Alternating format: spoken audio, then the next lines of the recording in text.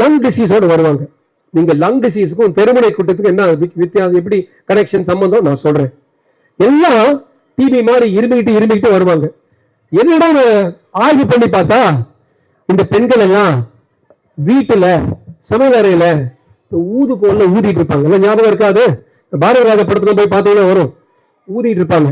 நாங்கெல்லாம் மருத்துவர்களா அந்த கேம்புக்கெல்லாம் போகும்போது முகாம்ல எல்லாம் இருமிக்கிட்டே வருவாங்க. அந்த ஊதி அந்த கார்பன் பார்ட்டிகல்ஸ், இந்த கரி துகள்கள் உள்ள போய் 2 ஈரலும் கெட்டு போயிடும். முக்கவாசி அங்க டிவியில இருந்துச்சுன்னா அதுவும் வந்துடும். ரொம்ப கஷ்டப்படுவாங்க. ஆக்சிஜன் வென்டிலேட்டர் கடைசியில் இறந்து போயிடுவாங்க. இது பெண்மணிகளுக்கு 10-15 வருஷத்துக்கு முன்னாடி இருந்த ஒரு மோசமான நிலைமை. இப்ப நீங்க சின்ன குக்கிராமங்களுக்கும் பட்டி தொட்டிக்கும் போய் பார்த்தீங்கன்னா பெண்களுக்கு இப்ப நுரையீரல் வியாதி வர்றதில்லை. ஒரே ஒரு விஷயத்தினால அவங்களுக்கு இந்த ஊதுகோல்ல ஊதுறதுக்கு பதிலாக இலவச சமையல் வாயு உங்க உள்ள வந்துருச்சு, உஜ்வாலா கேஸ். நமக்கெல்லாம் உஜ்வாலா என்ன, एक गांव में एक किसान रघुता था, उज्ज्वला என்னமோ சொல்லுங்க.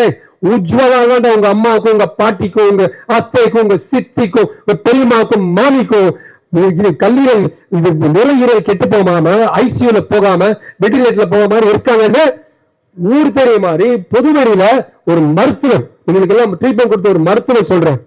சோ பெண்களுக்கு இந்த கொடிய நுரையீரல் வியாதி வராம இருக்கிறது நமக்கெல்லாம் ஜாலி, இங்க தெரியாது.